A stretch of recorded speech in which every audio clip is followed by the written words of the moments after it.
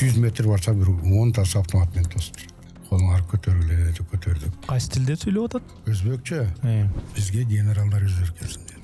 Биз айтканды кылбай атасыңар деп анан дарыга атат да кырдын башка парсы алып ташайбыз деди азыр. $50,000 баталия таба ала койду. Биттасы айтты, битте фальшка чыкчу болсо көң башын шүйөт алабыз деди. Анан чыңгыз айтматтын бир күн бир кылым деген бар го. Ал жерде 1 секунд бир кылымга татып кетти. Бошотулганына да ишенбей кетип атат. 3 километр баргандан кийин жүзгө сүйлөдүк да. Мен барбасам ким барат анда дегендей бардыңызбы кандай? Ошондо ушул ысык көл жетүү дуанынан бүркүттө жигиттер барды. Добровольный. Киргенде анда жөн эле байкалып. Жөн атпашат. Ол кампирин көрпөчөсүн чука үстүмө жаап койгон. Жан сончолук ширинген да. Айыл адамдар өзүңөр менен өзүңөр эле калдыңарбы? Өзүмөн өз. Эч ким жок.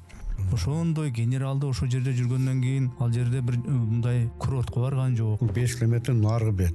Дарыя наргы бет. Бул бакайттар жанда турганда. Генералдар ошо аскерий мындайча айтканда жетекчилик чогулуп алып кой жеп.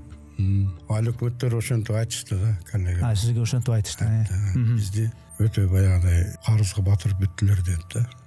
Алар алып кел дегенден кийин бир жерден карыз алат.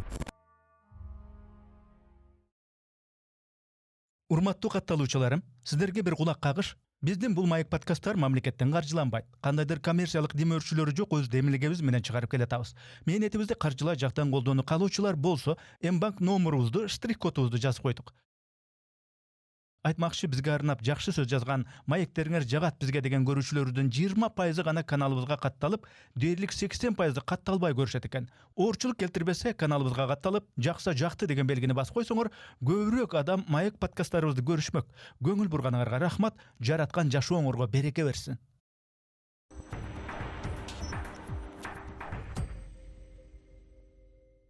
Ассаламу алейкум, урматтуу көрүүчүлөр.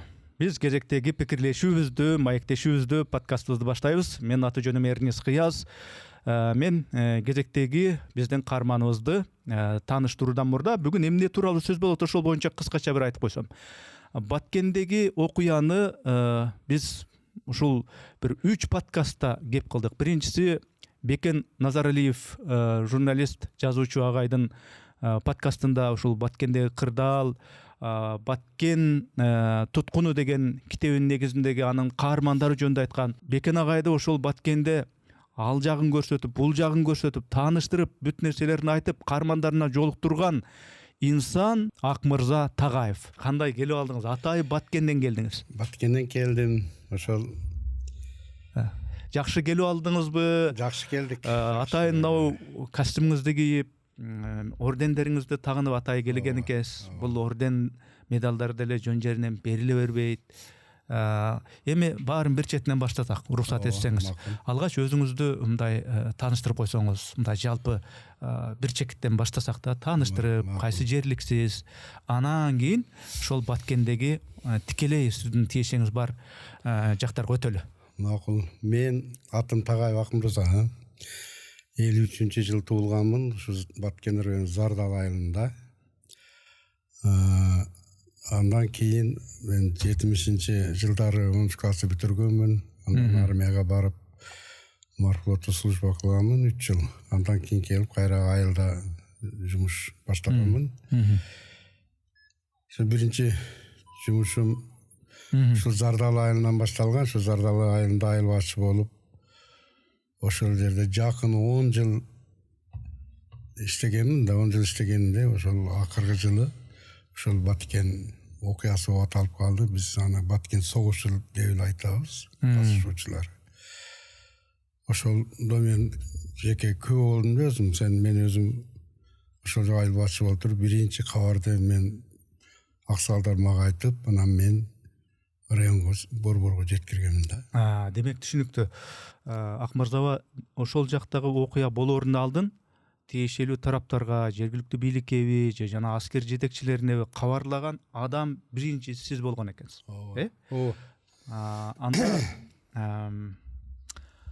Анда башынан баштасак, мындай шашпай, бул подкаст дегендин пикирлешүү дегенди мааниси, пикирлешүү, сухбатташуунун бул мааниси мындай кенен олтуруп, шашкалактабай, бүт баарын эстеп кайра баштан айтып берүү деген сөз дейм. Ошону айтып бере, кайсы жерде элеңиз, кандай угуп калдыңыз, ага чейин эмне болду эле, деги эле ошол Баткендеги можакеттер боюнча Айыл-апада сөз болгондур балким.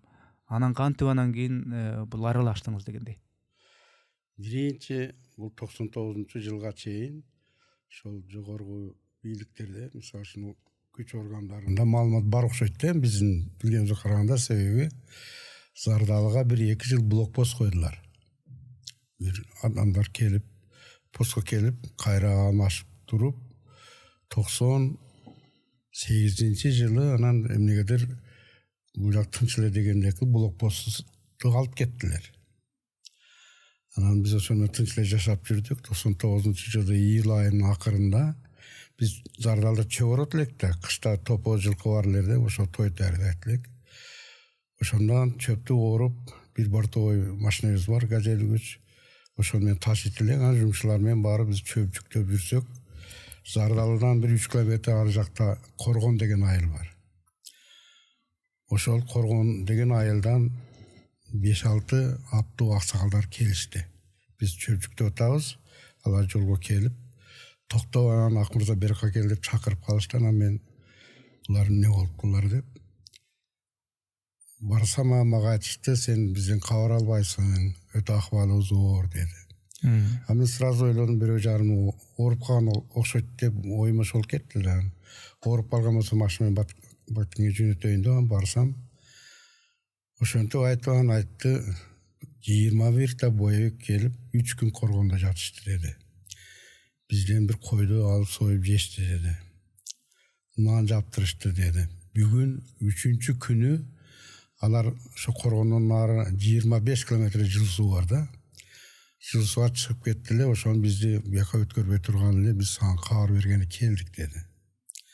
Анан мен сурадым, чын эле ошончо адам курал жараны келип жашады Коргонго?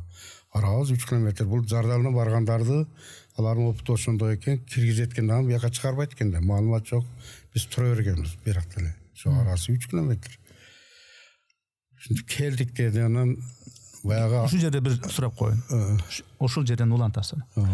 Ага чейин бул боевик, можакет дегендерде такыр жөндө кабар, сөз уккан эмесиңер же? Ага чейин да? Жок, уккан эмеспиз, бирок ошо блокпост койгондо ушунан ошондой адамдар өтүшү мүмкүн деп койгон да энди. Бирок олар жөнүндө сөз болгон эмес, олардын баары жок. Бирок өтүшү мүмкүн деп карап тургандар да. Эми жанагы жерден улантып бериңиз. Анан ошол жерде сүйлөшүп, мен дагы эсим болуп калды. Бул 20 бою кирип келген болсо, 3 күнөн бери жашаса, эми андан Зардалда ким бар менен башка? Анан мен ойлодум, мен барып Баткен кабар берем дедим да. Анан ошолордун ичинде мен Айштан барды, Атамекен согуштун ардагери Кошкей Буркан деген.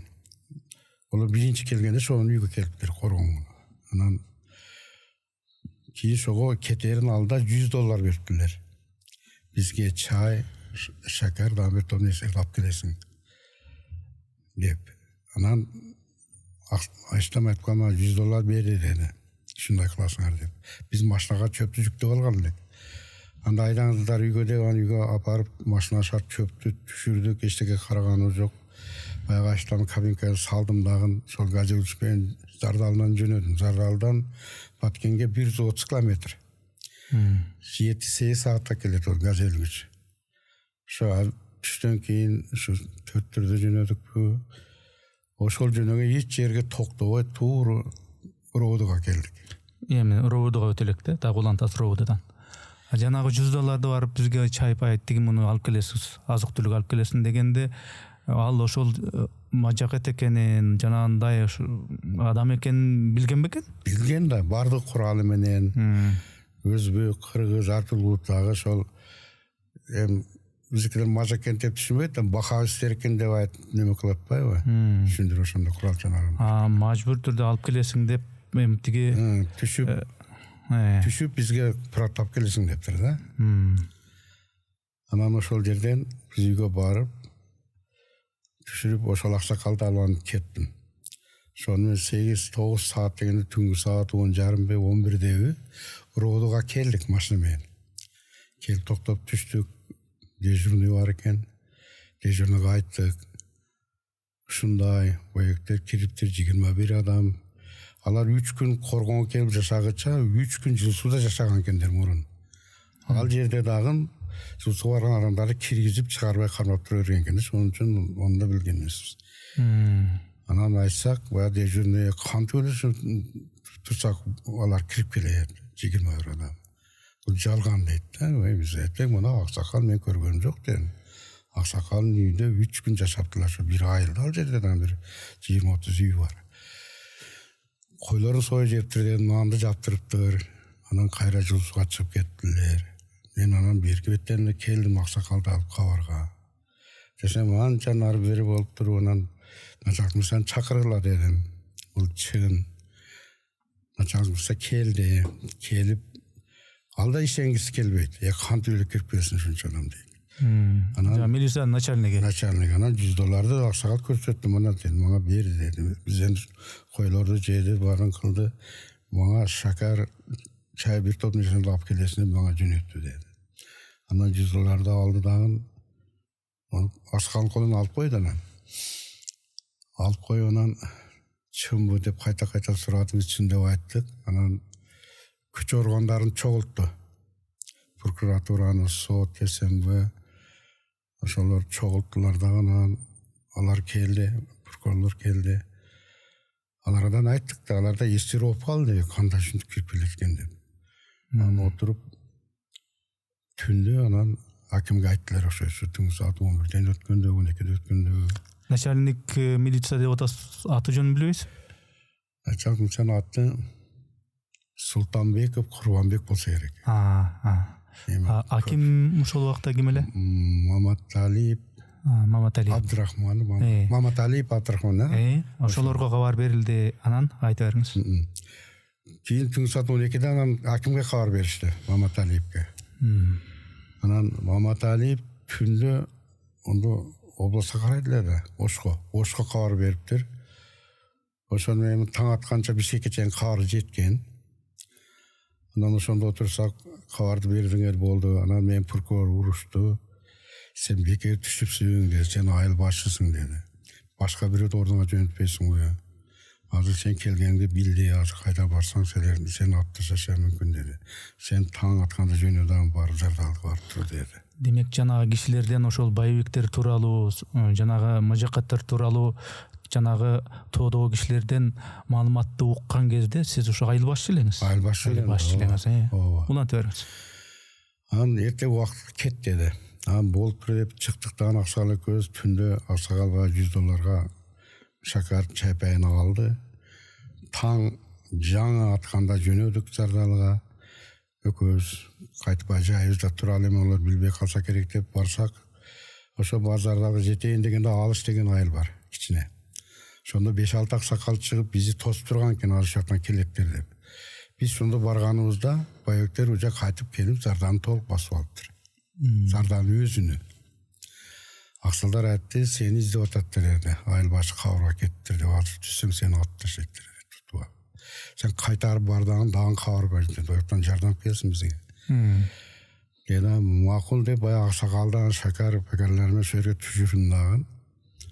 Сиздин буяга кете бериң деп. Анан мен машинамен кайра кайттым. Кайтып Таян деген жери бар, Пом бар. Ошол Баткен менен Зарданын ортосунда. Помго келдим дагы, дежурныйдан кайра штабка чыктым. Мен айттым, Зардалга түшө алганым жок. Бөйөктөр кирип алыптыр, мени издеп атат экен, мен кайра келдим, жардам бериңиздер деп. Анда Помдо отуруптур деди. Жардам барат, анан барасың деди. Шону мен отурдум, түнгү саат 3-тө бир автобус менен ички иштер кызматкерлеринин бир батальону бар Зардалда. Кемеде Баткенде. Ошол командири менен бир автобус милиция келди булар. Анан ошолор машинасына минип алдым да, анан ол Зардал жакка өтө албай калдык да. Анан Кызыл Таш деген жерге бардык. Мына жүрчү жер бар да. Кызыл Ташка түнгү саат 3:30 барсак, Кызыл Ташта санаторий бар деди, мында жылуу суу. Эл уктап калыш керек эле, барсак светтер күйрөнгөн, эл баары басып жүрөт. Сәт түн жарымда той болуп деп түшсөк, оны биз көрөсүздөр болуп калды. караңгыда тургула дейт да. Неге десең, азыр 17 жаш кирип тамак жеп чыгып кетти dedi. Азыр мына ушул тоодун аяк бияды силерди азыр баары кырып ташайт dedi.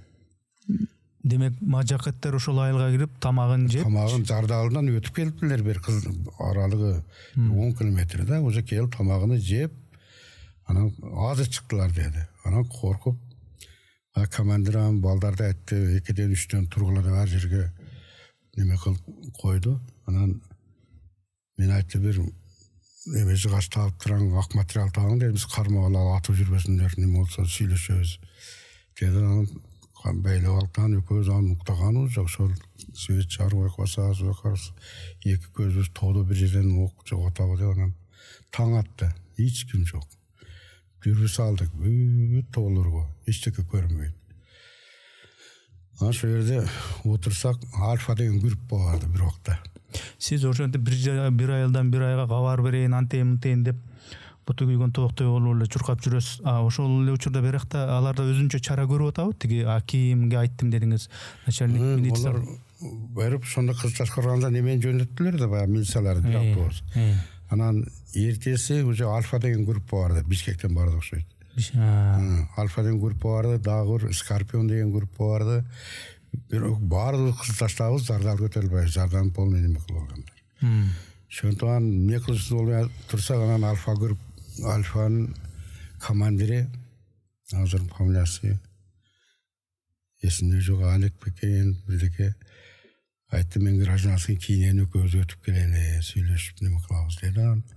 Ол гражданский кийинди, пистолетин мына бутуга байлады, экөөбүз жөнөдүк. Анан жөнөп жолдун жарымга барсак, мен бир тууган агам келе жатат, Самырза деген. Жүк алып жөнөптүр бияка. Анан ол мени көрүп, ыйлап, кучактап, каякта жүрөсүң, сени издеп атат зарылдар. Эмнеге түшөсүң деп кабарга. Деп анан айтты, азыр барып өтпөгүлө деди, экөөң таң атып таштайт деди. Сени түн болуп издеп атат деди. Бул сериңди мен билип турам, бул орган адамы деди. Чачыны кара деди, түсүнү кара деди. Сразу тутуп атып таштайт деди. Кайткыларга деди. Анан авамен кошуп кайра кылып таштап келдик. Келсек, дагы солдаттар келип тур. Көбөйүп атат туруп экен машина менен. Өтүшкө илажы жок. Анан авам жүгүн ошол жерге түшүрдү. Эми кайтып кетиш керек да. Анан мен ондогу келгендерге баягы эмгеден Сатурийге, анан Альфанын эмеске мен айттым, мен өтөйүн дедим. Авам менен. Анан бир байланыш болор дедим. Мен өтпөсөм, бардык тура берсек ким өтөт элек. Деп анан мен авама кошулуп өттүм, тавакал кылып, эмне болсо ошо болот эми деп. Жардалга өтсөм, onu bir жерде көрүп турабы, ошо кысташка түшкөн солдаттар көрүп, ошо вертолеттон учуп келип түшүрүп атты. Уже кайра Жардалынан чыгып, Коргондон нары чыгып 25 километрден кирип кеттилер. Баягы жыл сууга. Кечкурун бардым Жардалга, ушу шам болуп элек. Өтө аны аксакалдар чогулттум, 5-6 аксакалдарды айтты, бекер келсиң да, бекер келсиң, сен точно атып ташайт, сени разыйзет өтөт деди. Мен айттым, Коргонго өтүп кеттилер дедим, арасы 3 километр. Эми саары менен чогул намаз окуп барабыз дедим. Силер мага кошулуңуздар дедим. Мектептин директорун алалы, дагы жаш бала бар. Мени баары алып калат дедим мен, ушунчалык болсо. Кабарга баягы мектептин директору келсе, кызчашка кабар бересиздер дедим. Макул деп анан өтсөк Коргонго. Түндө онан жылып 25 километр чыгып кеттилер тоонун арасына. Жак Коргондон эмеде жок, анан келдик да, анан кызчашка кабар бердик. Өтө бергиле деп. Алар жөө өттү жол менен, уже сразу вертолеттер келип Жардалга түшө башташты. Генералдар келди, ошондо Исмаил Исаков келди, Садиев келди, Вершагин деген дагы орус эсемби келди, Оштун управлениянын эсемблер келди, вертолет. Дагы кайсы генералдар бар эле? Суба. Ол биринчи түшкөндө ол жок деди. Исмаил Исаков, Садиев, ошол орус. 3 генерал бар эле. Анан түштүлөр, ошол жерде турабыз. Анан бир борт менен акимдер барып калды. Баягы Минобородан Матен деген контрразведка управление начальник экен, эсимде жок. Анан СМБнын начальниги Баткен деген. Жол барылар, анан турдук. Ана аким айтты, мени бир 3-4 ат топтайды. Бир 10-15 эшек топтайды. Эшектерге октар жүктөйбүз, солдаттардыкын аттарга минебиз, биз барып коргонго блокпост коебуз деди. Макул дедим, атты таап келдим. Эшектерди таап келди, октарын жүктөдүк бардыгына. Аттарга акимдерди мингиздик баягы бир аксакалды кошуп бердим. Исаев Токназар деген. Жол көрсөтүп барың деп. Ол алда кетти. Ошону менен отурабыз, эми 1 саатта жетет бул жерге. 1 саатка жетсе блокпост койсолор дагы 1 саатта келет деп күтүп отурсак, ошо коргондон бир ат келе жатат, жалгыз ат. Баягы полный атты бошоткон чаң болуп келе жатат да, эсибиз о баары дүрүмен карасак, баягы мен кошкон аксакал келе жатат. Келгил алдыбызга келип түшүйсө отуруп калды, иш жатак болду, иш жаман болду деп анан сал өзү экенди сурасак, ол баягы солдаттар олордун аркасында экен. Блокпост коюш жерге жете элек экен, олордун алдыда экен. Олар боектер кайтып келген экендер да. Мында бир жар бар, бул бетиде боектер, бул бетте булар. Шундай чыкканда эле шарт колуңар көтөргүлө, токтогула дептир. Шонткөнде эле бул аксакал эмне болсо болсун деп атты кайрып чаап берип келе бериптир. Анан шон менен эсибиз болуп айтты, 4-өн тутуп алып кетти деди. Немеге? Арка бәрин деди. Кеч кирип калган, анан коркунуч пайда болду. Генералдар бизге үй таап бер деди. Безопасный болуп жаталды, олорго ар жерден үй таптык, олорго каргол койдурдук. Таң атпайт, эмне болду? Анан жүрдүк да таң атча жүрүп. Эч кабар жок анан. Анан сүйлөшүүгө барабыз деп, анан ошол жерде чечим кабыл алдылар. Мен барам дедим, мага кошуп баягы куш кээп $100 алган аксакал дагы Алдаяр Имаров деген бир айыл өкмөтү бар деп ол. Ошол начальник милиция Курбанбек Султанбек деген. Онун Коңурбаев Маккамбай деген полковник эсенбен кызматкери. Аны жөнөдү ана кийин эмеге тобокелди. Жөнөп барсак, ошо Жылзууга бир 3 километр калганда айыл бар, 5-6 адам отурат бу жерде жайлоолуп. Барсак ошолор отурат. Олар эми бир ал бир жан. Нарларды көрүп бир коркуштар болуп калыптыр. Анан барып сурадык. Эмне болду десек, кеч түнгү саат 10-да биз заложниктер кабыл алдык деп ура деп аттарын эме кылып, мында көчтөр эм калды, бураттылар эм калды, өтүп кеттилер деди. Силер барбай эле койгула, олар немеге Тажикстанга өтүп кетти уже азыр бул убакка чейин деди. Жана барымтадагыларды алып Тажикстан тарапка өтүп кетти. Өтүп кетти деп айтып атат. Мен айылдагылар. Арасы 3 километр. Шол Жылсуга барсаң, дүрүммен салсаң, Тажикстан Пиравалга чейин көрүнөт. Анан мен айттым, азыр бул жерден кайтсак. Зардалга жеткенде булар дагы бирин заложениеге алып кеткенде дагы бирөө чыкса. Болуп кетти дедим, өлүм дедим ол дедим. Бара, ошо Жылсуга чейин баралы, ажан дүрүлөлү десем, анан баягылар айтты, силер гражданскийсиңер, аксакалды алдаган сен барып кел деди мен. Макул деген аксакалды атка мингиздим дагы жетелеп 1 километр баргандан кийин ат жүрө албайт да нарага. Жүрүшүбүз керек, аттан түшүрүп байласам, баягы аксакал кушке буркан деген Рашидтан болот. Чонтоюнан бир ак курду алып калды. Мен башыма байлап кой дейт да, байлап эмне кыласың, өзү коркуп кетет. Жүрө бериң десем, муну байлабасаң сени атып таштайттыр деди. Баягы аксакалга кетип атканда шөнтүп айтыптылар. Сүйлөшүүгө келе жаткан болсоңуздар, башыңызга кыйыкты байлаган дептир. Эгер сизди зорлуктап табасың деп алып келе жаткан болсо, коркпой кошулуп келе бериң, баарын атып таштайбыз дептир. Анан баша курду байлап, анда эле мен уже көрдүм, тоодо арчанын арасына жүгүрүп жүрөттүр да, бизге автомат салып. Аны аксакалга айтайын десем, кой кеттик, жок экен деп кетебиз деп калабы деп, аны о кишиге айтпадым. Жүрүң деген коркуп калган. Ал байкаган жок, сиз болсо ошол тиги мен жашым кыркырлардан арчадан арча жүгүрүп өтүп атат автоматтар, мен бизге встречный. Анан аксакалды алып, раса коркуп кетип атам. Бар bir повороттон шундай чыгып уже жетип калды да баягы мен көргөн жерге. Шол жерде арчанын ичине бир чымчык пар деп учуп чыкса, экөөбүз теңесиз болуп калыптыр. Атты деп. Калш титиребиз. Бут колубуз. Ол асал болбой калды. Огонан жерден бир карагаттын сыныгын алып таяк кылдым. Кармак мына таякты дейм. Өзүм коркуп атам. Олар үстүбүздө турат. Ана турат деген десем, кана десе атып жүгөрөбүз деп дагы корком. Айта албайсыз. Айта албайм. Анан ушундай бар бир 100 метр барса бир 10 тасы автомат менен тосуп турат. Колуңар көтөрдүк. Кайсы тилде сүйлөп атат? Өзбекчө. Баары текшерди. Кимдер менен келдиңер деди. Анан мен айттым, биз экөөбүз келдик, ал жерде ушундай начальник милиция эмелер бар десем, барып алып келгиле деди. Акимдер ачка деди. Битте койду ham сойдуруп келесиң деди. Бир 20-30 нан алып келесиң, эчтеке жок деди, ачка жататтар. Анан мен аксагал онда калды, ат менен кайтып келдим. Айылдагылар ушундай экен, тирик бекендер деп нандарын жеп берди. Бир койду сразу сойдулар. Onu аткан эме кылдым, ол наргы начальник милиция буларды ээрчитип алган дагы барды мына. Барсаңа олар ham колдорун көтөрүп отуруп салып турун эмес иш кылдыңар деди.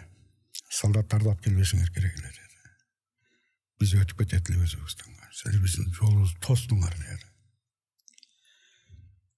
Эми силер бардың эч менен чече албайсыңар деди. Бизге генералдар өздөрү келсин деди. Жылсу менен Шурманда бир 5 километр жерде Шурман деген түптүү жер бар да. Вертолет менен келсиндер ошол жерге, биз ошондо барып встреча кылабыз. Биз туткунга албайбыз, коркпосундар деп алдай. Ошондон кеч курун анан Түнкүрейин деген ан бошотту да.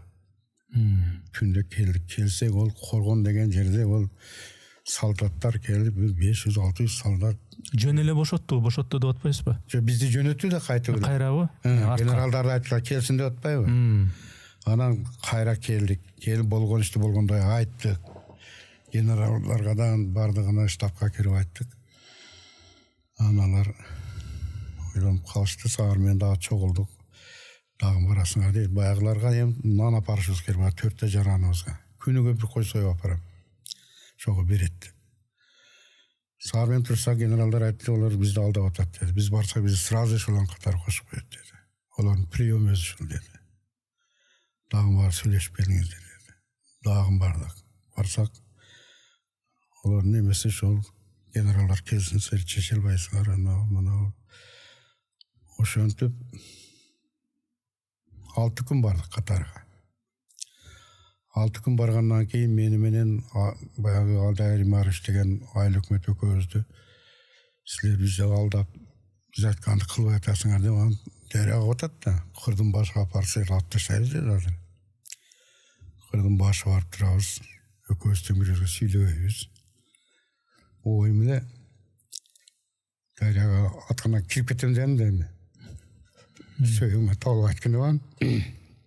Окшайм турат. Судан чыгыңыз. Кийин анан аркам деп карасам, баягы аксакал разыйлап атат. Ошол көйөктөргө жалынып атат окшойт да. Жарым саат турдук неменин башында. Кийин бакырды, карасак дагы чакырды. Келсек, анан мага пакет берди. Кичен барак, скотч менен жасап уруптулар. Апарып штабыңарга бергиле деди.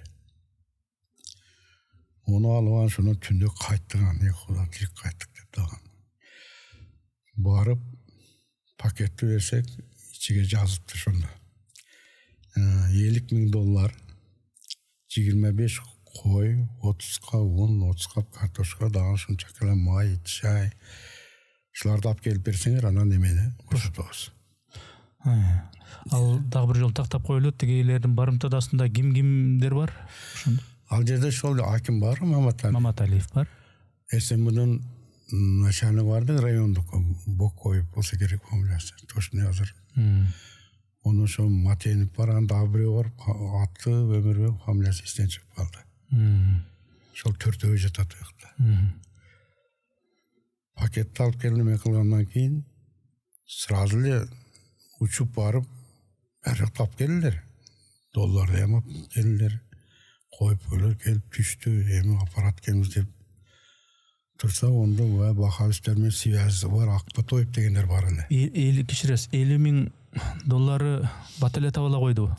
Сразу эле алып келдилер вертолет менен. Баткенге учуп барып эле кантип таптылар биле албайбыз. Жок, койлорду ham жүктөп келдилер, уундар келди. Айткан дегендеринен бардыгын алып келди. Дабы алып келди, ана. Эми биз уну апарып берип эле уже алып келебиз деген пикирде турабыз энди. Турсак сонда Акбатоевдер бар эле. Бахавис деп саналган биздин Карабакта. Ошол Акбатоев Орумзан деген жайлоого келиптир деп калдылар. Анан мага милициялар кошуп берди. Чыгып шону кармап келесиңер деп. Onu çıksak bireğin үйde жаткан onu karmap düştük. Anam o düşkönken onu esim ışınıklar veraktan özlerinin başka штабы vardı, şunu tap kirip ettiler. Anam oşular kegenden keyin şuna paraz yapıp dursak, bir gün anam oşonu cünettan söyleşiyor, Akbatoyup'tu. Koşkayı burkanmen koşuyor, biz kaldık. Anam o şey demin, kanday neme oldu? Ол барып туруп өзү кошулуп кетип калды бөйөктөргө. Акбатоев.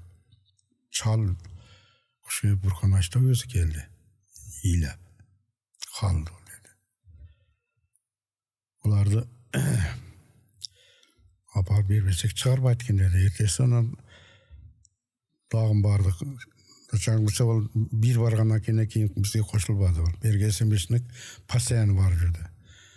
Дагы барсак полковник тап калышты. Алдап атасыңар деп. Бизди анан чал экөөбүздү дагы кайтарды, баягы Алдай Римаровичти. Үчөөбүздү. Кайтып түндө келдик. Эртеси анан турсак, эртеси анан мен дагы айтты да шунда. Сен өкмөттүн адамы экенсиң деди. Сен менен башкача сүйлөшөбүз деди. Кийин келип туруп эртеси ол полковник алып калды. Уже эртеси болсо мени да алып калат. Анан мен айттым, мен бара албайм дедим бүгүн дедим. Кандай билип алып турасың өкмөттүн адамы экенин? Шоу чечкелер бар окшойт да. Берги неме барып кошулуп кетти го Акбатоев. Шону айткан эми, шону кийин барып атпайбыз. Анан ол күнү эч кимибиз бара албадык. Акбатоев мурда кандай алар менен байланыш? Байланыш ошолордун бир укасы ошолорго мурун өтүп кеткен экен. Мына Өзбекстанда окуп жүрүп Жуманаманга качканда ошолор кошулуп өтүп кеткен экен. Ону СМС-де баары билет экендер да. Анан ошону тиги СНБчылар силер жөнөтпөй эми бул барсын деп ал барганда кошулуп кетип атат кайра тиги. Кошулуп кетип атат да. Көндүрүп чыгарып келеби деп жөнөттүлөр, ким билет. Кошулуп кетти. Кийин биз баргандан кийин полковникти алып калды. Онун бир күн эч кимибиз бара алганыбыз жок. Коркуп мен барбагандан кийин эч ким бара албады. Ошентип отурса кечкүнү полковник келди. Формасын чечип алыптылар, полный. Анан спортивка кийип коюптулар. Жыртык кроссовка, бир спортивка, жыртык футболка. Бир күндө стресс кылыптылар. Келип туруп, неме болуп, ооруп, жыкылып калды. Onu вертолетко салып жөнөттүк. Ошондон анан кат бериптилер. Эртең саат 12-ге чейин айткандарды алып келбей турган болсоңор, төртөөнүн башын кесип, ошо полковник атыга байлап айдап жүгөрөбүз, 12-ге чейин келбесеңер күтүп алгыла дептир да.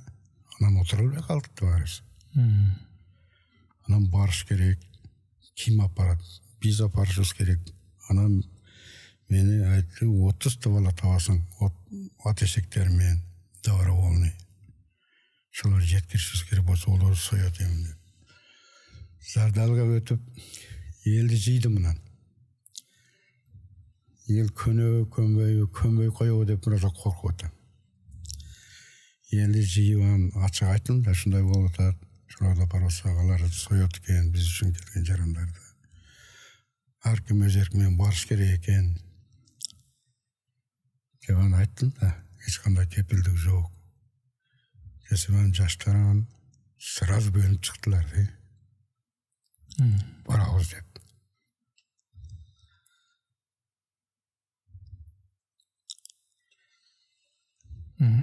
Судан чоңуз.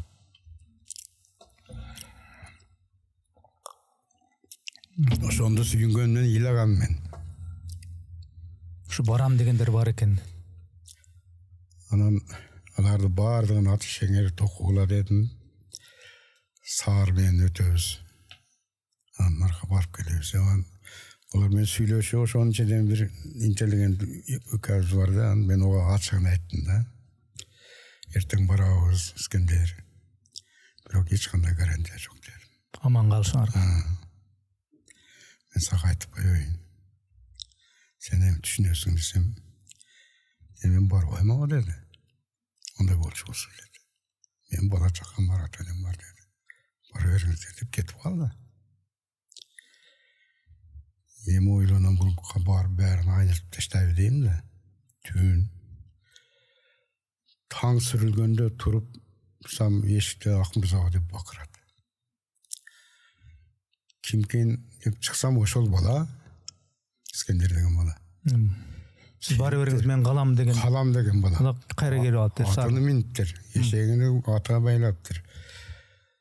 Мен сизге сүйлөп деди. Таң ачыкча берем деди. Таң атыкча.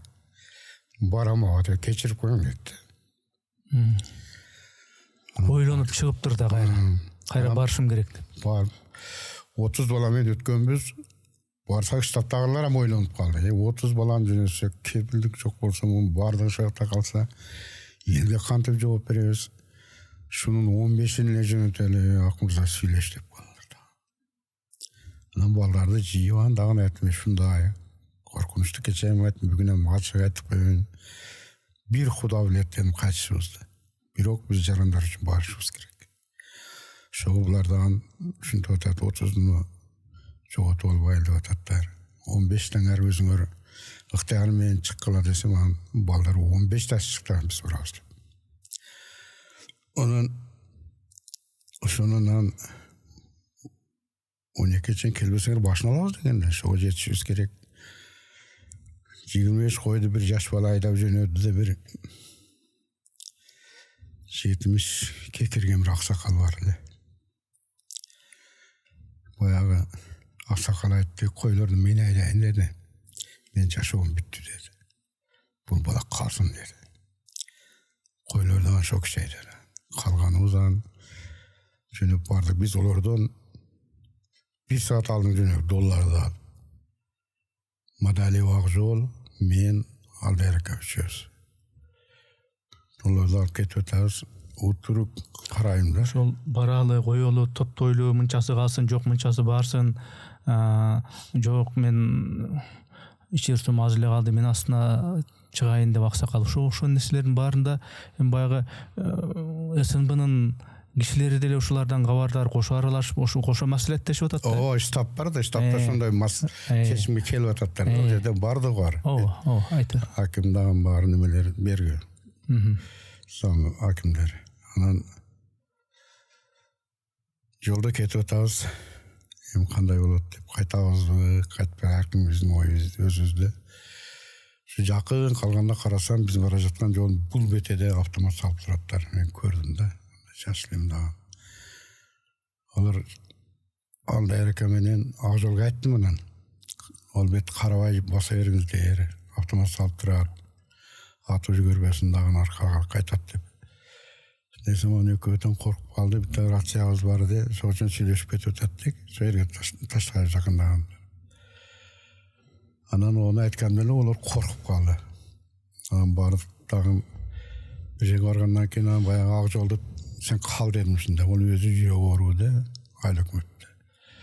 Рацияны алып кал дедим, аны рацияны мен кайкап неме кылам, мен рацияны менен атып таштадыр.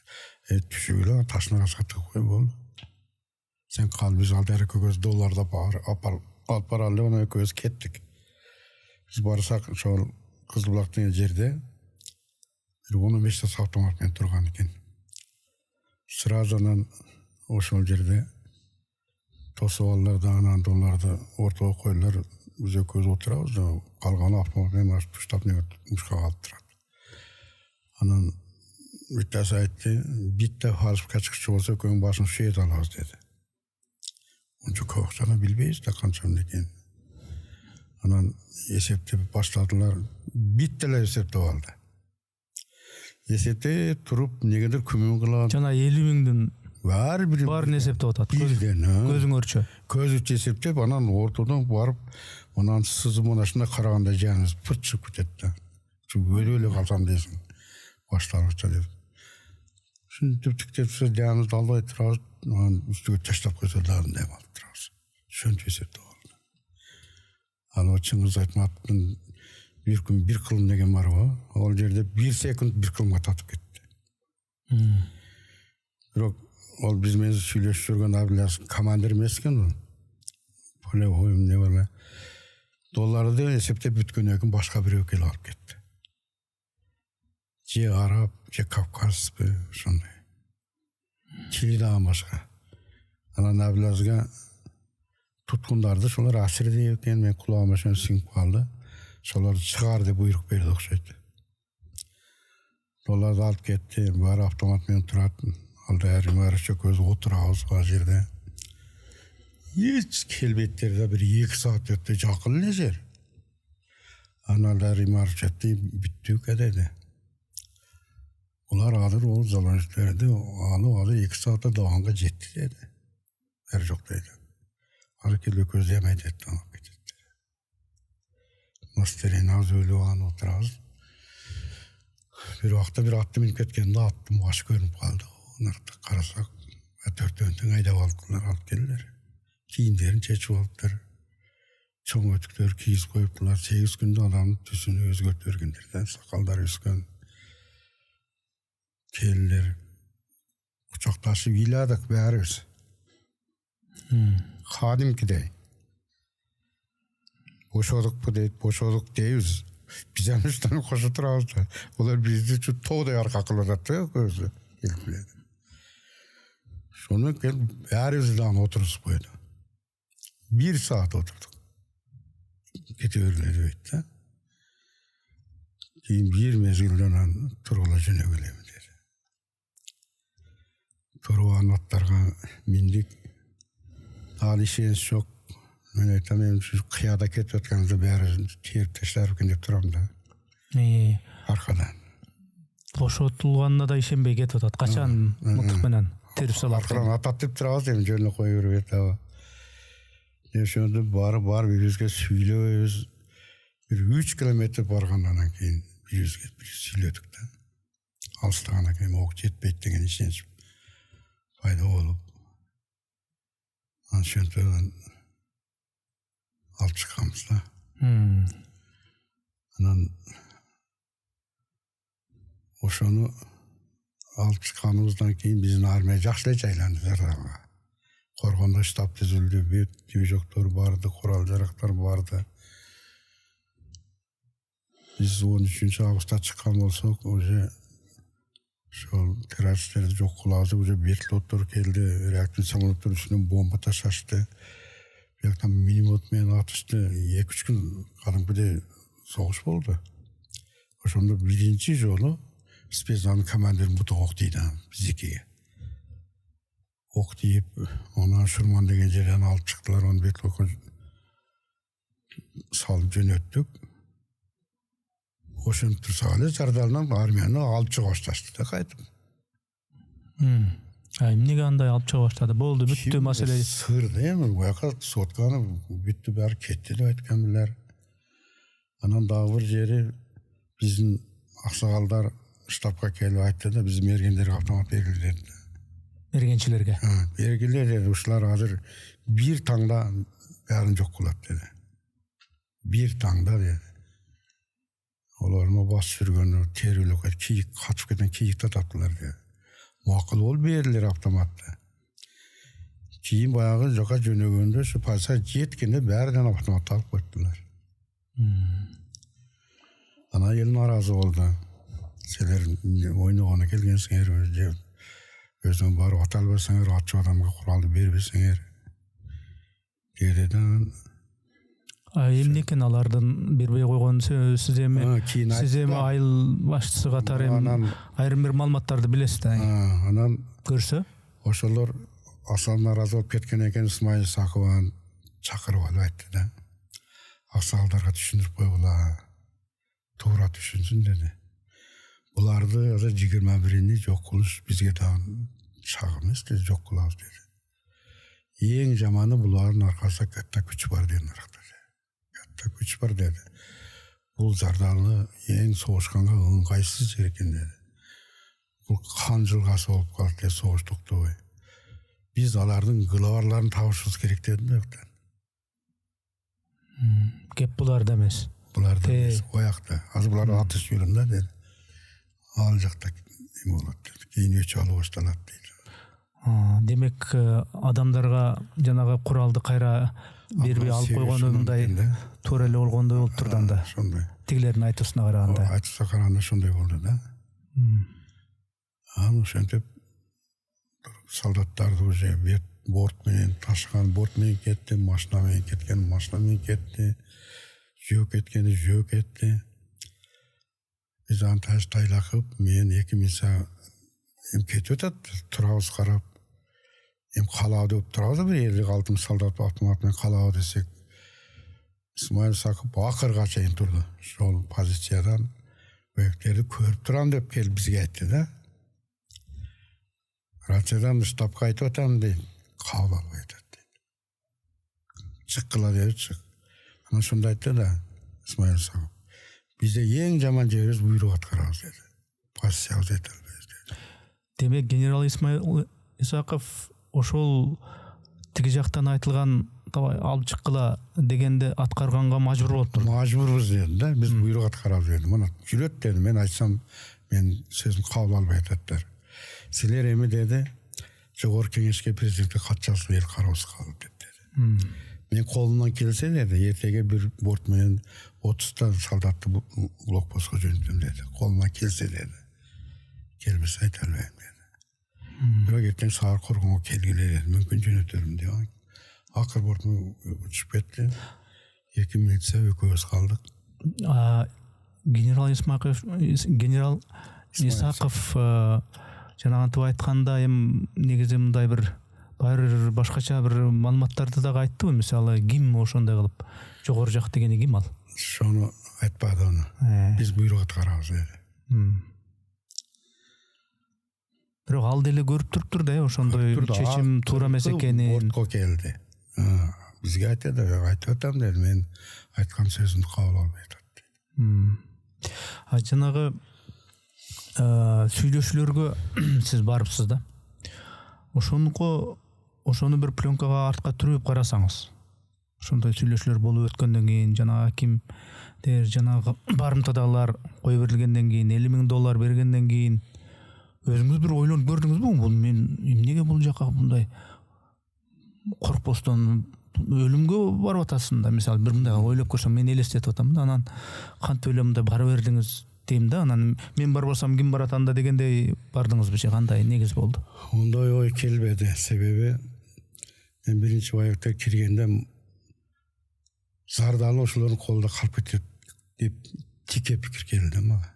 Биз Зардалыны эч ким билбесе, чек айыл тоонун арасы болсо, анан ким жардамга келет? Şu elimiz yerimiz şu anca kalp ettiğin oyu katı sinir gitti değil mi? Bирок андай эмескен да. Мен ката кеткен экен да, ол Зардалдан бардыбыз мекенибиз экен да. Бардыбыз. Мекен экен да ол. Ошондо ушул Ысык көл жети дуанынан бүркүттө жигиттер барды, добровольный. Коркпоңуздар. Биз сиздер мененбиз. Аларды жок кылабыз деп элдин духун көтөрүп, өздөрүнүн өмүрлөрүн сайып, бири тоодун башында, бири сайдын ичинде ошолорду көрүп туруп, мага эрк пайда болду да. Мен айттым, ушул балдар ошентип келсе, мен шуларга өзүмдү курмандык кылсам аз дедим да мен. Ошолорду көрүп туруп. Ошондой баатыр жигиттерибиз көп экен да бизде.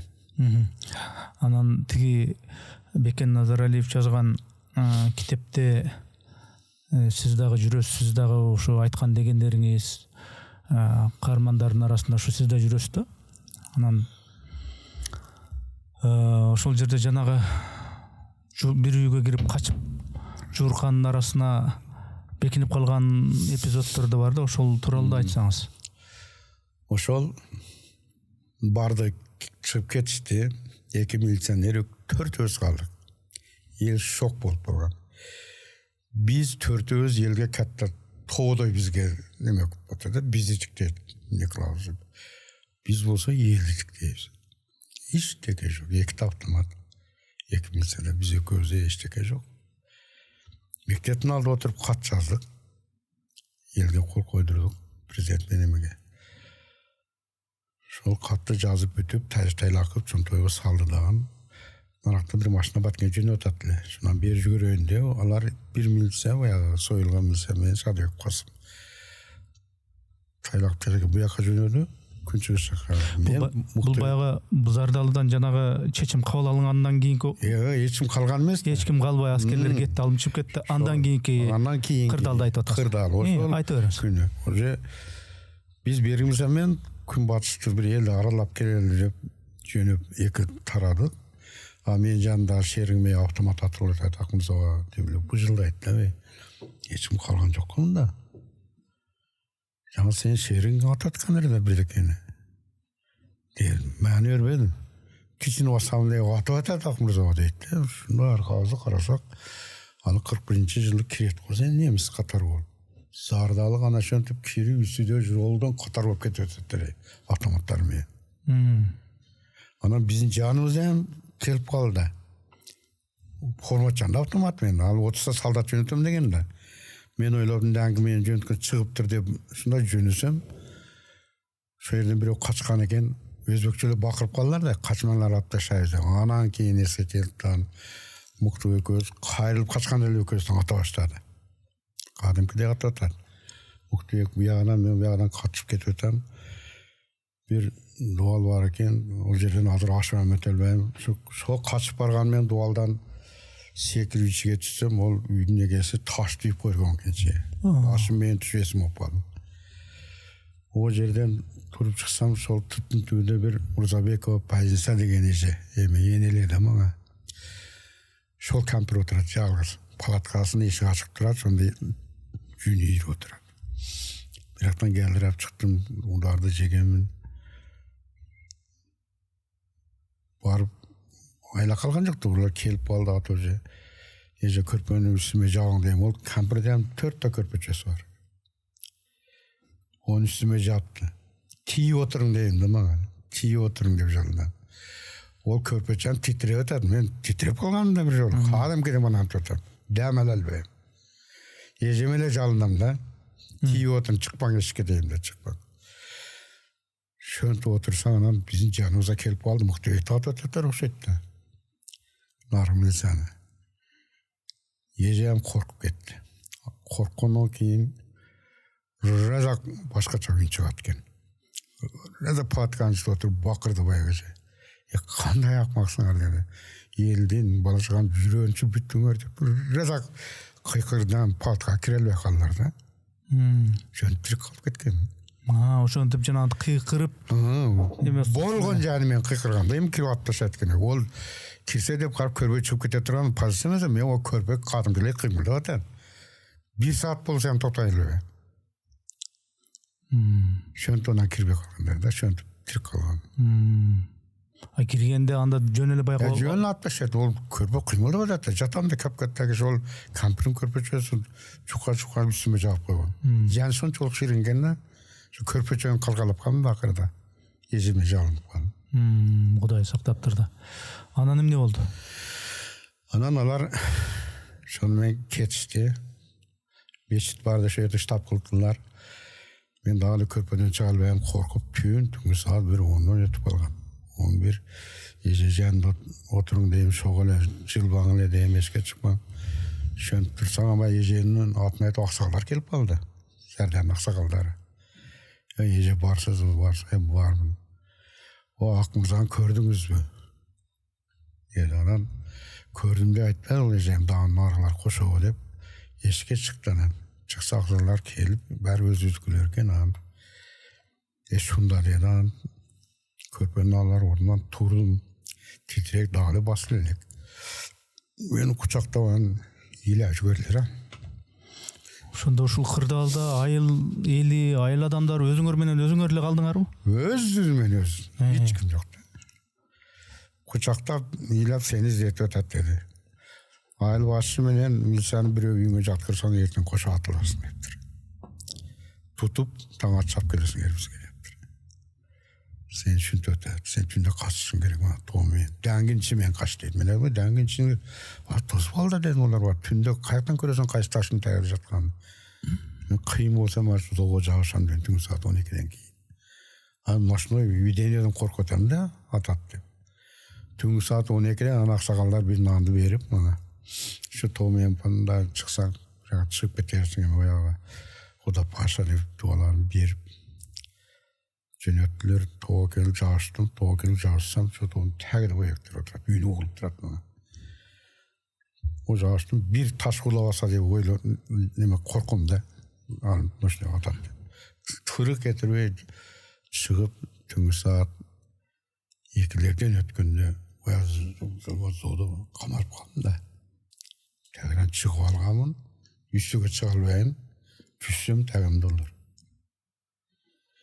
bir butundu taşlı bir kıçığa nime kılın uktap enkeyip ketmeyin deb şu turaverin taң sürülsün demişsin körünüyor eken deyim de taң sürülgönüğün karasam bu ayaklar katar ol baya denge ötüp ketetler jolga blok bus koygan. Men tagimda çarbakta bir 10 çaksız oturat süylögönler kadımkede olup durат. Oğlu atat. Majaketler. Anan şehirde men aytmam bularga kolga çöküçüm.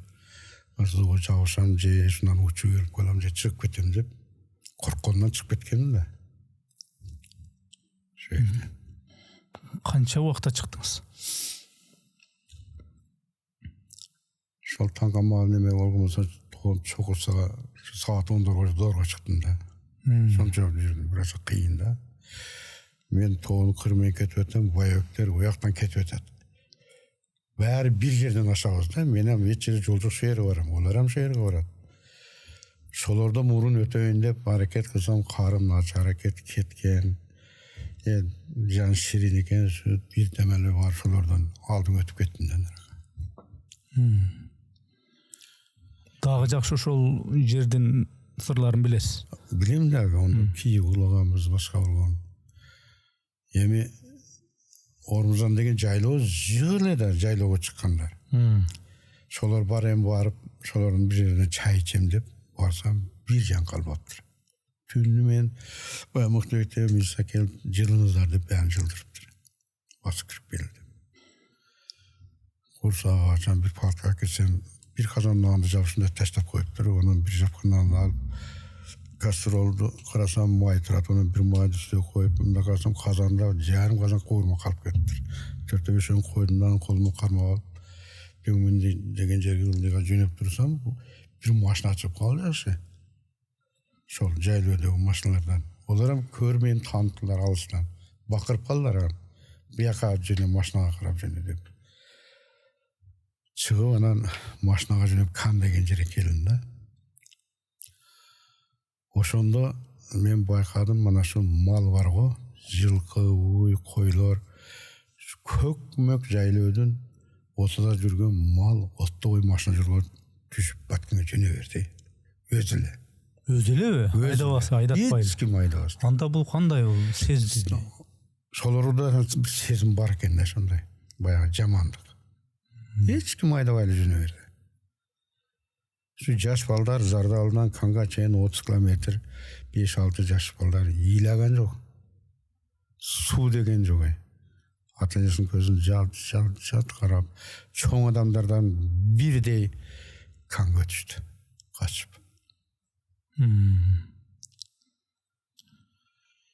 Oşanmen Zardal'ın bardığı ele bastı.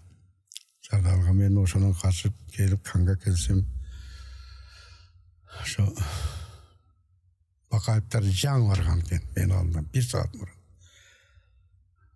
Şol Egistalar degen jeri jaylangan ekenler esem bular jığıp rap ben barsam. Bayağı militsionerde esem bular bir şey kirisip ötmüler sen şehrini taşlap geliyorsun hep. Onun aytmayan sözleri de aytıp hemen kirip ayttım da Ne uğraşasызlar dedim. Sizem kaçattınız dedim. Hoca hiç kim tura albaytı dedi. Kim böyle bize iki jakta olganbız dedi. Hoca'nda taşlagan yok. Onu özü de bölümden kaldı dedim. Onu janında turganda şöyle tutup dedi. Kaçkan yok da bu dedim. Бұл да не ажалы жетпей тұр көбістен оқ тиген жоқ жанды ол да өтіп тұр дедім жаңа жаноқтар. Онда күні жоқ десем удостовремен автоматы дуалға қойып тұр олар көміп таштадық дедім. Тауып алсам ат тастайды деп. Тыншылық болса барып аласыздар дедім сол жерде. Сол шын деді. Сонда сешен бердім деді. Шын дедім. Кейін бір мен тыншылықта барып табылып алдым да. Ошондан биздин армия келип, ошол кандан наркы өтөлбөй калды. Ол жерде Жардалга единый көпүрүк барды, аны вояктар жаап таштады. Ошол мен барган күнү Шамкеевтерди сол жерден аны тутуп алып кеттилер. Япондар кошуп. Генерал Шамкеевди. Сол жерден бая максат айтып атпайбы? Максат кичине аташ окшойт. Ара Бакаев менен биздин арабыз 5 километрди өтпөйбү? 500 метр. 500 метр. Анчалык деле алыс. Алыс, сол жерде жетелсең угулат. Бирок нарылар коркуп позицияны таштай алган эмес да. Ол ошол жерде онусу ким болуп барып ошолордун жанынан жол түшөт да. Жөн неме кылса болот эле. Чындык ал жерде түн паника болуп неме болуп кеткен да. Анан эң немеси баягы күч органдары, министрликтер бирге-бир баш ийип кеткен да. Бирөө бирдей, анан бир нерсе бир кылбай, ушу Зардалда Альфа деген группа эч кимге баш ийген жок. Барганам жок, биз барбайбыз деди тоо согушканга деди. Ачык эле айттылар. Кетип калдылар ошентип. Ал бир мындай жогорудон бирдиктүү бир команда жок бекен? Жок, ар ким өзү ошол Альфалар. Ар ким башка болуп эле команданы бирдей укпай койдулар да. Болсо ол 500 метр асындай. Мында жерде Бакаевтар турган болсо, ол мында кем жогору келе Япондордун эмеске вагонго чыккан да. Ол максат 2 магазин атканда, олар эмес кандын баары уккан да. Ошону мен ошо суроону да бердим да. Неге деле мен да ошол суроо дагы деле ачык койдум да. Жана антип барымтагаларда генералды жапон геологдор татыратып жана дүйнө кылып атат. Анан жан жакада бир мындай коргоочу бир күчтөр бар беле? Деп атам. Болсо эмнеге чара көргөн жок? Ошондой генералды ошол жерде жүргөндөн кийин ал жерде бир мындай курортко барган жок. Ал жерде кырдаалды билишет баары. Мейли жөнөкөй карапайым эл билбейт чыгар, бирок баягы мурунтадан ошол жердин сырын билген атайын чекистер, СНБнын адамдары, башкалар бар, билет да, маалымат бар да. Анан эмнеге ошондой бир шалакылык болуп калды деп ойлойм да. Демек сиз деле айтып атасыз, аралык мындай жакын эле. Жакын эле да. Бул 5 километр деп айтып атат да. Бул 5 километр наргы бет, дарыя наргы бет. Бул Бакаевтар жанында турган да. Эмнеге ошол чара көрүлбөй калды деп ойлойм. Ошону мен да магадан сурооду ошол. Ол жерде мен айттым го, жетелсең угулат да. Анан ким болуп поле бир ошо полени башыда да берге япондор. Ондо немегенден биз ошол жерде элек. Сиз ошону бая Тажака бар го. Тажаканы өлгөндө мен айткандар ок тийип жүрү деп. Тажаканы Зардалда атып туруп күндүз атылганда саат 4-тө.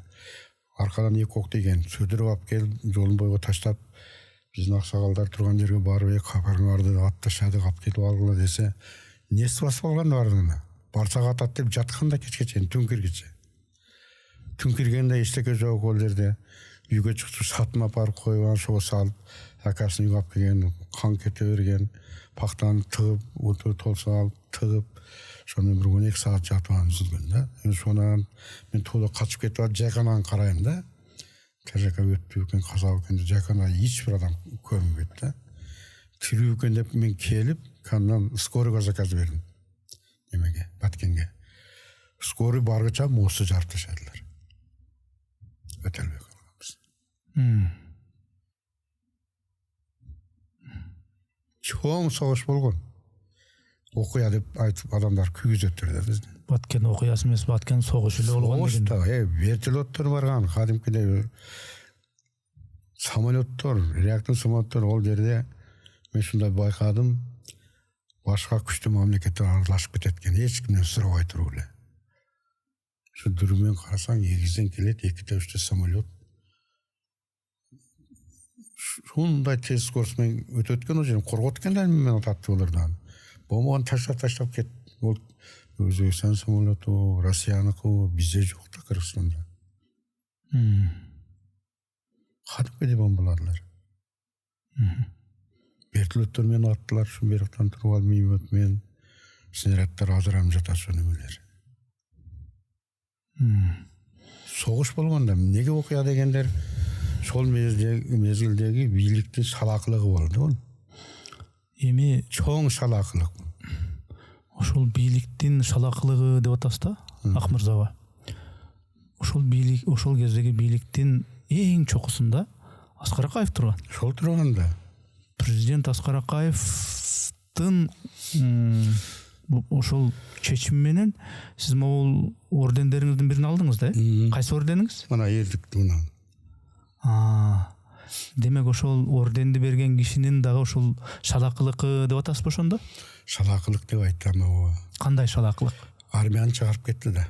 Эң негизгиси жана Зардалыдан армияны чыгарып жанагы мажакеттер толук чыгып кете электе, мындай коопсуз абал түзүлө электе, алып чыкпаш керек болчу дегенди айтып атасыз да. Ошондон кийин чогултуу башталды да. Субанов азыр айтып атат мына бизде Акаев эми башыма кетти. Менде эки башым жок. Мен Субанов кайым күнө коюп атат да чыгаргансың деп. Акуш айтып атат. Акаевдин буйругу бар деп. Шол жеке указ чыгарганда чыгаргыла деп. Шоның үчүн Смайыл Сагы биз ушундайбыз деген да. Чыгып кетишти. Экинчи шалакылыгы ошол 75 күн согуш болуп Зардалыда. Зардалыда, чөлкөмдө. Шол чөлкөм 76 адам курман болду. Канчасы жаратылды. Шолорду мамлекеттей кылып статус берип, шолорго жеңилдик берип, шолорду карай албадылар. Бүгүнгө чейин ыйлап жүрөттөр. Эчтеке жок, статус жок. Эми Акмырзаба, мен бул теманы көтөргөнүм деле мындай чын айтайын, капыстан болуп калды. Бекен Назаралиевдин подкасты, анын Баткен туткуну деген китеби, ошого жазылган комментарийлер, анан жана Максат деген генералды Шамкеевди сактап калган жигит кайсы жерде болду экен азыр? Ошонун да бир үнүн уксак дегенден кийин чыгып аткан маселе да. Анан кийин ал жигит да чыкты, 22 жыл бою унчукпай келаткан нерселерин айтты. Ошондо дагы мен комментарийлерди көрүп атам да, тиги Шамкеевдин көзү тирүү болгондо ал дагы бир чындыгын айтмакта, эми бир тараптуу эле болуп калды деп. Менин максатым эми ар бир ушул Баткен окуясында деп айтып атпайсызбы, окуя эмес согушунда өзүнүн чындыгы бар. Мына сиз өзүңүздүн чындыгыңызды айттыңыз. Анан эми дагы башка бир тараптарга орун беребиз. Алар дагы башкача ракурстан карайттыр дегендейчи. Эми сизге суроо, бул генералдарга дагы өзүңүздүн үнүңүздү жеткирип, бул жакта мондай олуттуу нерсе болуп атат деп бир айткан учуруңуз болду мындай? Сиз эми мындай алардын кол астында эмессиз. Сиз ошо айылдык адамысыз. Корко турган бир анын кол астында иштеген бир баягы подчиненный эмессиз деп андай кырдаалдарда кээде кыйкырып айта турган учурда айттыңызбы? Айттым. Мен себеби ошол Баткен согушунун ардагерлер кеңештин төрагасы болуп иштейм да бүгүнгө чейин. Азырга чейин. ошол үчүн мен ушул согуш, Баткен согушуна сас салып берип, ушул ардыгерлерге бир мамлекет тарабынан жардам болсо экен деп, мен 120 депутаттын индивидуально ар бирге кат жаздым. Бир кат жазганда. Шонун тең жарымын кабыл албадылар. Кайтарып почтамен бардым. Тең жарымы ошол алган жок. Министрлердин бардыгы жаздым. Президенттердин бардыгы жазып, айтам, ар барганда жазып, ошол жерде мүмкүнчүлүк болсо, айтам, Баткен согушунун ардыгерлерин карап коюңуздар деп. Касам ичкендей карашпайт да. Жо мен сурайын дегеним жанагы ошол Баткен согушу ошондой болуп аткан учурда жана генералдар бир жерлерге келип кетип турушту да. Ооба. Генералдар эле барып атты ошол бул жерде тиги Шамкеевден баштап башка бирактагы андан кийинки Бакаев, ошо өзүңүз айттыңыз, Исаков, генерал Исаков, андан кийин Субанов, ошол кишилерге ошондой кырдаал боюнча барып айттыңызбы дейм да? Болуп аткан мезгилде. Болуп аткан мезгилде биз негизи ошо штабка айттык, штабта ошол Вершагин менен Исмаил Исаков, Садиев 3 генерал болуп турган. Субанов министр болуп бир күн вертолет менен барып кабар алып туруп, ошол жерде кинче интрига болуп кеткен себеби баягы Кушкеев Буркан деген аксакалды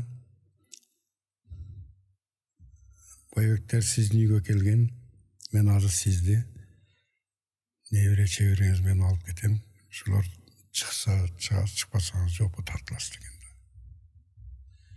Ошол катуу сөз ветеран экөө урушуп кеткендер. Ошентип айткандан кийин. Ошол эми турун эмес айтты деп мен күнгө чейин ошону ойлойм. Адамдар кайтпайт эле, Кудай сактап, мындай кол салып жибербөдү. Адамдар ажыратып койду.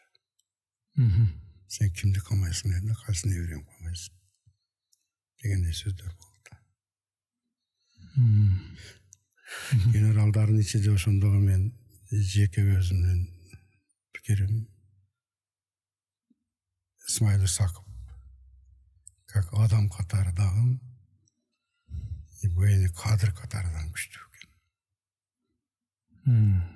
Штабта отуруп алган жок, аттарды менен өзү позицияларга барып, эл менен сүйлөшүп, кандай кылабыз деген. Ошондой болду. Онда мына дагы нерселер баягы Садыек Касым боюнча 2 магазинди атып колго түшүп алды. Ошо Садыек Касымды мен бардык жерде айтып атам, эч ким кылт этип көңүл бурбайт, ошонун батырлыгы да. Аны тутуп алып, колун байлап, талга байлап коюп, бияк өткөн таш менен уруп, уя сөздөр менен сөгүп, анан штабтарына апаргандагы баардыгы чогулуп туруп, Касымды айтканда, сен эми мына ишенген бийлигиң бүттү деген. Эми мындан ары бизге кызмат кыласың деген. Биздин айтканыбыз болот. Сончо куралчан сөөнүп турса дагы Касым кайткан эмес. Мен ошол Кушкеев Буркан деген аксакалды айтып жүрүп ыйлап берип калды. Силерге окшогон утлас адамдарга мен кызмат кылбайм дегенде, прямой. Мен ант ичкенмин деген. Мен мекениме, элиме кызмат кылам деген. Ошентип айтканда уже неме кылып союп ташлаган. Муздап эле салыптыр. Муздап салган, толук муздаган кесилген эмес. Сөйдүрүп барган чукурга таштап койгондор. 3-4 сааттан кийин барса дагы жанталашып жаткан болгон деп ошол аксакалдын айтканы боюнча. Ошондо бир кыргыз бейек бар экен. Ноокаттан ошол барып атып өлтүрүп койдум, көп кыйналган экен деп аксакалга айткан. Бул батырлыкпы? Албетте батырлык. Өзүнүн жанынан антыны, мекенини, элин артып көрүп атат. ошого баягы сакал ыйлайттым, үн чыкпай эле турса барса барып келип тирүү жүрөт эле деп ыйлайт. Эмнеге өнт экен дейт. Акмырза, эми мындай түз айтканда ал жакта көп эле генералдар жүрдү. Канчалык деңгээлде ошо жерде реалдуу кырдаалды байкап көрүп өзүнүн түздөн түз милдетин так аткарды дешке болот. Кыйнап жүгөрдү дешти да. Ана мен айттым да. Кимдер кыйнап жиберди? Генералдарбы?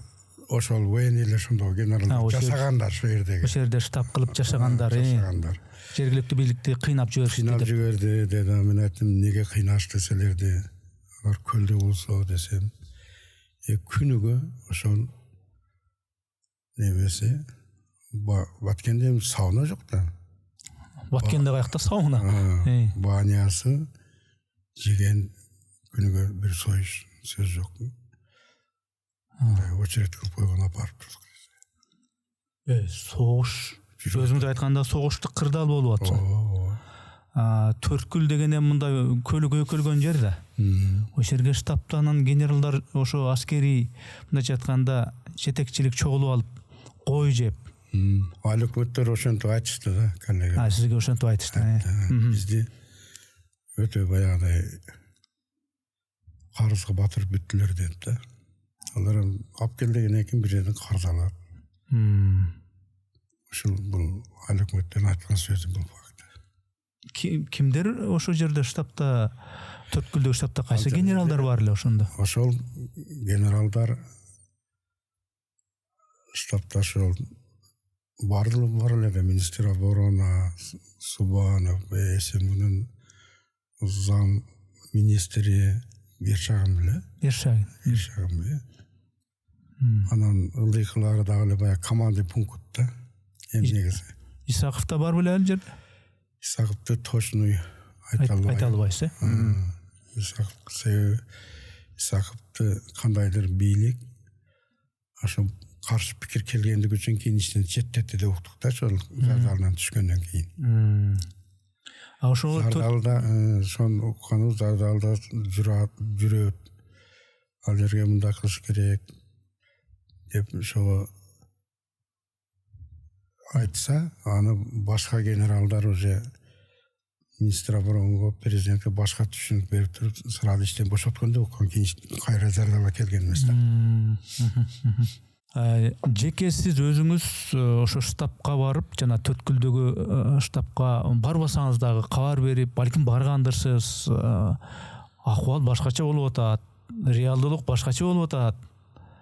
Силер мындай жакшыраак кыймылдагыла деген сыяктуу бир сигнал иретинде бир айттыңыз беле? Барып айтканмын. Сиз баргансыз? Барып, ошондо эсимде жок. Зардалын кырдаалы боюнча айттым. Ал жерде менин сунушум зардалыга сөз жок, мергендерди кошуш керек деп сунуш кылгам. Жергиликтүү мына военныйларга. Себеби мергендер бардыгын билген да. Ошондо бир эмеге жыйынтыкка жеңишке келебиз. Мергендер жөнүндө ошондо айтканмын. Анан мергендерди жыйып туруп көп убакка чейин мегедер ошо базада кармадылар да. Кайсы базада? Төрткүлдө да.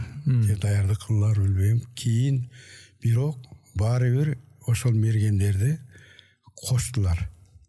Кошуп зардалга кирелбей калгандар да, кийин вертолоттор менен бүт олар жок жерге чокуларга ар бир вертолотко 2-3 мергендерди кошуп, местный ошо зардалын өзүн мергендерин. Ошолор чокудан түшүп, ошолор ошо солдаттарды ээрчетип, чокудан сейкин баарын түшүрүп, кийин чек арадан чыгардылар да. Ошолордун жардамы. Ошол бул жерде ар бир деталь маанилүү да. Ошону сиз мындай конкреттүү айтсаңыз, ошол төрткүлдөгү базага барар күндүн алдында эртең менен бардыңызбы, кечинде бардыңызбы, каерден бардыңыз? Ошону бир мындай кылып айтып берсеңиз, хронологиясын. Кимге жолуктуңуз? Күндүз эле барганмын. Ошондо ошо жолуккан адамды билбейм да, бир полковник тосуп алган. Тосуп алып, ошондо бир жерде отурган экендер, чай ичип, ошондо мен киргенмин. Ошол штаб ушул дегенде, ошондо Şonda kirip algan. Zardalдағы ошо канча менен баарын сурашкан, канча боек бар, кандай эмне болуп атат, эл эмне кылып атат. Олорду айткам да, ошондо сол жерде сол жергиликтүү өкмөттөр жүргөн экен, мен тааныгам ошондо. Анан ошолор айтты да, биз ушуларга бардыгына ичимдикке чейин алып келип атабыз деди. Арак шарабына чейин. Арак шарабыга чейин алып келип жатабыз. Булар азыр курорттон дагы жакшы жашап атат деди. Бардык нерселерди мен жалган айтпасам, ошол ички кийимге чейин дайындаган да булар. Билесиңерди. Жергиликтүү бийликте действительно ушул айыл өкмөттөр ушул күнүгө алып келебиз деген да. Ана сиз эч бир ал жерде генералга жолуккан жоксузбу? Жеке жолуккан жок. Сол жерде кирдик, ал жерде 3-4 адам бар эле. Бир реалдуу бир кырдаалды айтып коеюн деп айттыңыз. Айттым ооба. Түшүнүктүү. Эми аскердик тактика жактан алганда, аскердик бир жагынан, чалгын жагынан алганда балким кээ бир нерселер айтылбашы керектир. Алардын алкагынан алганда жарандарга бүт баарын айта бербейт да. Айтпайт. А сиз болсо ошол айылдын жашоочусу катары, ошо айылдын башчысы катары мындай өзүңүздүн сезгениңизди айтып атасыз да. Бул деле менимче мындай нормалдуу эле. Негизги кандай бир мүчүлүштүктөргө, катачылыктарга жол берилип калды деп ойлойсуз? Жанагы Зардалыдан аскер бөлүктөрүн аскерлерди алып чыкпай турушу керек дегенден тышкары да кандай мандемдер болду? Ушундай кылбай коюш керек эле да дегенчи. Кыргыз тараптан. Кыргыз тараптан ошол команда бирдиктүү болбоду да. Бул экинчи. Ар ким өзүн билген эле кылып калды. Команда Миноборонунан командаларын аткаруучу бар экен да, ошондой эмелер. Ошондойлор мындай бөлөк болуп служба болуп калган экен ошол мезгилде. Ошол кадимгидей сезилди, байкалды. Сезилди, биз ошол коргондо туруп сездик. Мына көлчөгө кирип, коркуп чыккылап десек кирбей койгондор болду. Кирбейбиз деп эле. Кирбейбиз деп. Согуш мезгилинде баргыла десе дагы аткарышкандар болбойбуз деп. Жанагы генерал Шамкеевди барымтага алышпадыбы? Геологторду кошуп, жапон геологторун кошуп. Ошондой барымтага алдырбай, ошол нерсенин алдын алып, аскердик тактика, мындай чалгын кызматы деген болот. Ошондой окуяга жеткирбей коюуга болот беле сиздин баамыңызда? Алдын ала кам көрүп биз ошол Шамкевтерди алганда да мен качып өтүп ошондо штаб элем. Битте телефон бар эле. Ошондо отурат элек. Ошондор айыл өкмөтүнүн адамдары, анан биздин өкмөт Мадалия Акжол деген, ошону тынбай байланышып турганбыз. Анан тажаканы өттүр деп мага кабар келди. Ошол жерден уже жайга коюлду деп. Анан ошол адамды издедим мен. Баягы штабыбыздан отурсак, бизге чакырып келебиз деп, ошол жердин айыл башчысы, фельдшер бирөө чыкты эле эшикке. Катар УАЗ турат, биринчи шолордуку, анан кийин биз анан скорый. Ошондо баягытер келип, УАЗды жана келип алган экен, биз билген эмеспиз да. Чыкканда эле баягы үчөөнү тутуп машина салып алган экен. Чай жок, отурабыз, кийин мага кабар келди, өлдү деп.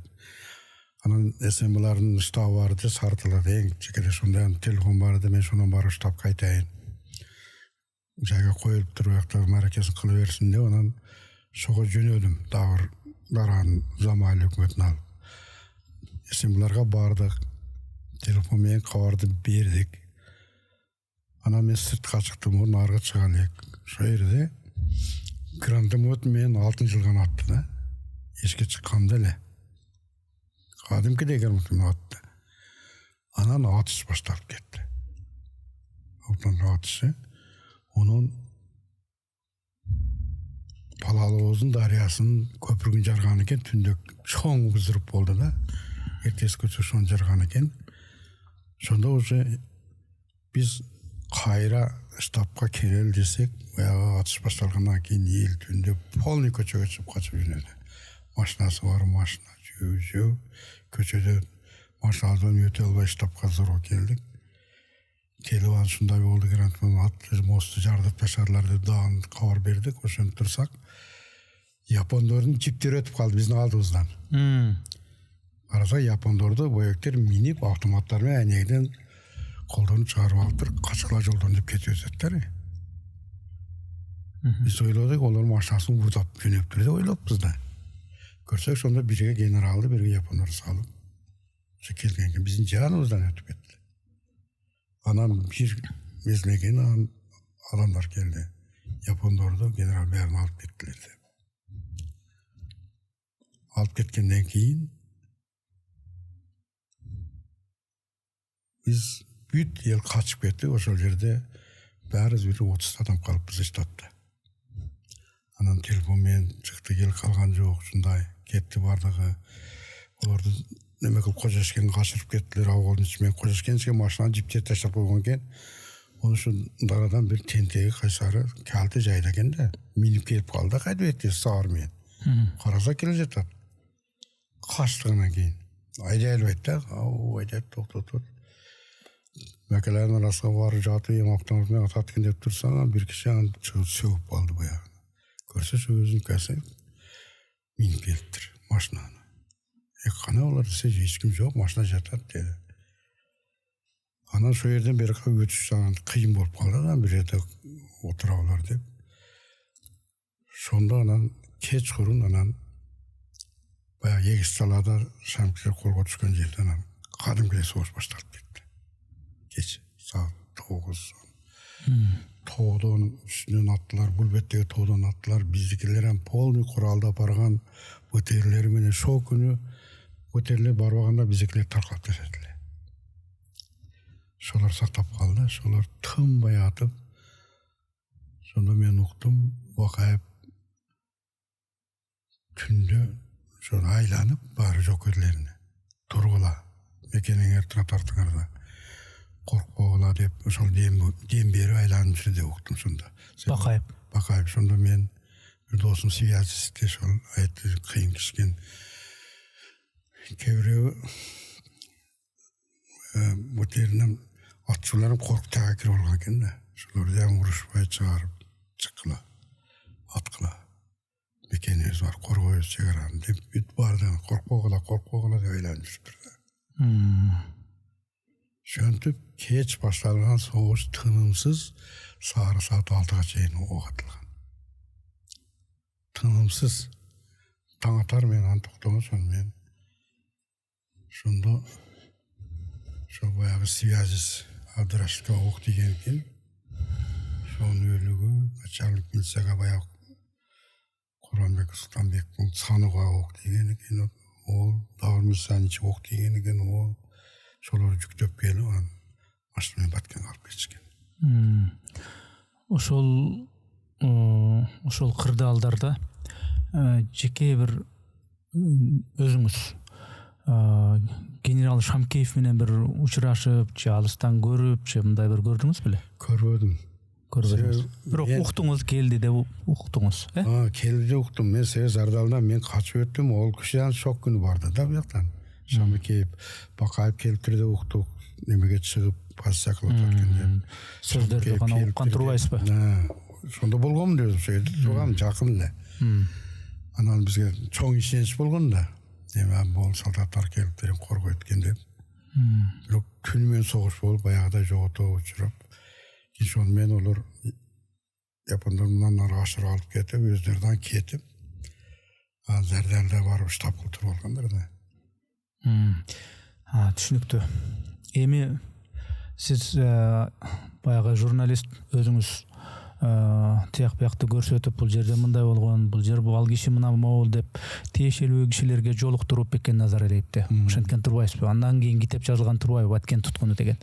Баткен туткун деген ошол китептеги ошо чыгарманы окудуңуз да өзүңүз, Бүт баарын окугансыз. Демек өзүңүз тууралуу да жазылган. Андан кийин мына бул Бекен Назаралиев подкастты деле көргөндүрсүз. Жана Максат Насиев деген аны да көргөндүрсүз, кандай ошондой нерселер айтылды. Өзүңүз эми айтыңызчы, ошо өзүңүз жанагы мажакеттерге барып, жанагындай корккон абалда өлүм менен өмүрдүн ортосунда канча ирет барып, канча ирет келип, орто жолдо тигини алып кел, муну алып кел десе кошо барып, канча өзүңүз азыр аябай бир ошол күнгө кайра баргандай болуп эле азыр араң айттыңыз да. Анткени бул психологиялык жактан дагы чоң бир жаракат да, бул жерге бир көңүлдөгү бир жара, жүрөктөгү жара дегендейчи. Эми айтсаңыз, мына генерал Шамкеев тууралуу деле окудуңуз, Максаттын айтканын уктуңуз. Ушул тагдырга кандай бир баа берет элеңиз? Аяйсызбы же болбосо айрым бир биздин ушул комментарийде ошо генерал башы менен ошо эмне туткунга ошондон көрө өлүп эле калбайбы деп мындай айтып аткандар да болуп атат. Бул эми тагдыр дегендер да болуп атат. Анан болуп өткөн ишти мындай кылса болот эле, мындай кылса болбойт эле деп айтканга жеңил. Бул болуп өткөн иш. Аны кантип айтсаң деле ошентип жазылып калды, ошондой болду деп айткандар дагы бар. Сиз жеке эми ошол кандай бир ошол кишинин тагдыры боюнча эмне дей аласыз? Бул кыйын. Баа бериш таң кыйын себеби ол кырдаалдарды биз башыбыздан өткөрдүк да. Ол пленге түшпөйм деп эч ким өзү гарантия бере албайт ал мезгилде. Бул киши ошолордун келиши боюнча бизде разведкада ошо маалымат болуп эмес билейм да, себеби биздин жаныбызга чейин кел деп айтып атпаймынбы? Биздин жаныбызда артынан отуруптулар, биз үйдүн ичине кирип чыгып отуруппуз, ошондо биздин машина менен кетип калды. Бул киши дагы ошондой болуп барды да, бул эми мекен үчүн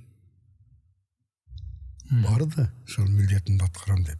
А бирок баягы кырдаалды эч ким мындай болот деп айта албайт да. Бирок ошол эле учурда айылдын эли, мына айыл башчысы болуп сиз ошол кооптуу нерселерди шекшип, жанагындай кишилериңиз бул жакта сакалчандар келди, мужахиттер келди, мынантип атыптыр, тигинтип атыптыр, аны алып кетип атыптыр деп силерге жетип аткандан кийин атайын кызматтар деген болот да. Генералды билбейм, бир жерге жайгаштырарда бүт баарын азыр деле өйдөдөгү башчылар бир жерге келерде бүт баарын ар жак бир жагын карап жакшылап алдын алып коет го. Ошол жагынан бир тактикалык. Мен оюм Шамкеевдин ошол 6-жылга чыккан туура эмес дейм да. Себеби целый армия постоянно штаб болгондо Бакаев өзү турат, бул киши ошолордо турат, ошол жерде коргоочу өздөрүнүн немелери бар. Анан кандайдыр эми биздин укканыбызга караганда ошо япондор менен чай ичем деп чыккан экен деген сөз бар да. Ошо жанагы байланыш күчү, ошол жакта жапондордон ба ошо техникасы күчтүү, ошол менен билдирип коеюн деп чыккан экен. Чыккан эттен ону ол жерде өзүн өзү атып таштабайбы деген сөз кыйын нерсе да. Ар ким ошонун ордуна өзүн коюп көргөндө бул кыйын эле нерсе. Шадыбек касымда айттым го, мына ошону айтып атпайбы, нарыг аксакал. Ол генералдар эмне барып кетти, тирүү жүрөт. Булам тирүү жүрсө болот эле деп ыйлаган да. Эмне үчүн ошолорду сөз кайтарып союлуп калды деп. Эми ол Шадыбек Касым чыныгы мындай заманын батыр болгон да, ант деген нерсе бул билгенге өмүрүңдөн кымбат да бул. Туура. Өмүрүңдөн кымбат. Билбегенге эчтеке эмес. Негизи ата эте Баткенден бери келипсиз, Бекен Назаралиевдин ден соолугун сурапсыз. Анан кийин мага чалып ушундай ойлор бар эле дедиңиз, мына буюрса келдиңиз, айттыңыз. Негизи баардык айтайын деген, ушуну айтсам деген нерселердин жагдайларды негизгисин айттыңызбы же дагы айтылбай калган нерсе? Негизгиси бул жерде дагы ушул согуш кыргыз элинин башын бириктирди да. Бул ачык турмушта көрүлдү. Туурабы? Бая айттым го, бул баягыдай ошол 99-жылдары баягыдай пикир бар эле да, оңкала, соңкала, түндүк, түштүк дегендей кичине сөздөр бар эле, мына ачык эле жүрүп аткан. А бирок башыбызга иш түштү да, бир эле кыргыз улут экенбиз да бардыгыбыз. Бардыгыбызда бир эле мекенибиз бар экен.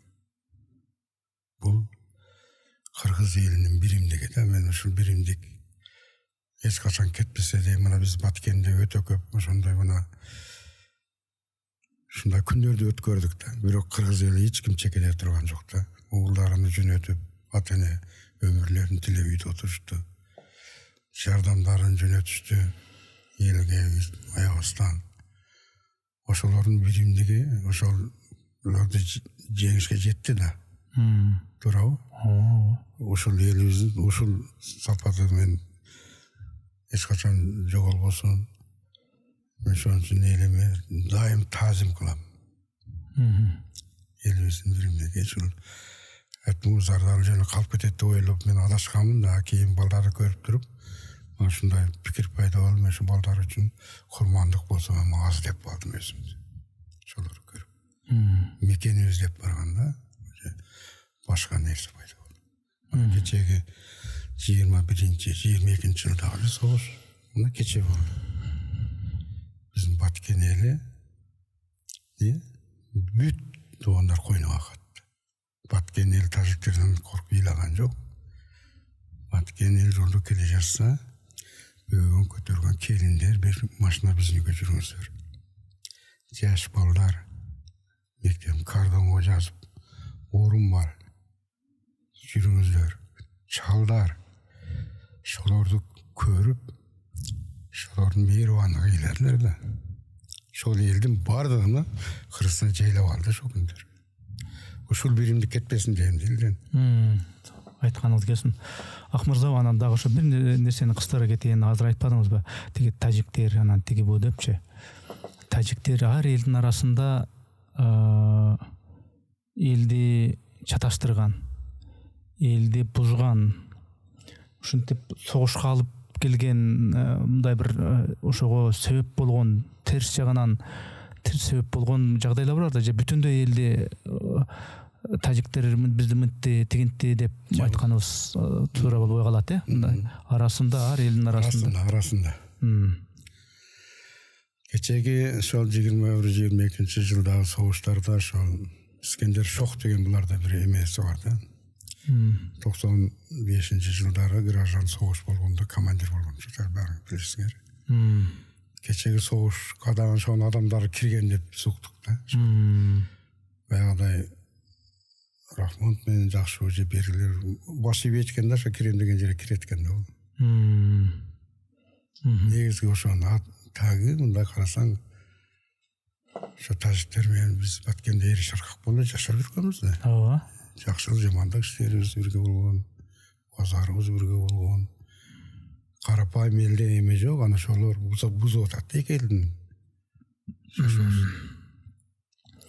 Бирок эми мындай жетекчилер негизи мамилеси түз болсо, ошол арасындагы бандит чалыштарбы, башкаларбы, чегараны жакшылап, мыктылап, ушу чегарадагы мыйзамды чийимди мындай так кылып кое турган болсо, эл деген бирине аласа бересе катышыштар боло берет турбайбы? Азыр мына көрүп атпайбызбы?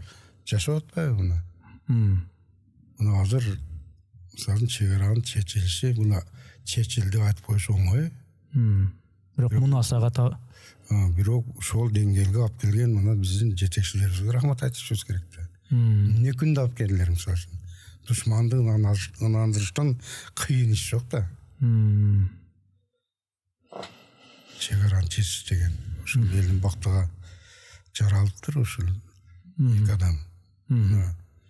Өзбекстанда дагы айрыкча бизде баткен азызын тартылып атат. Эл баары сүйүнүп атат.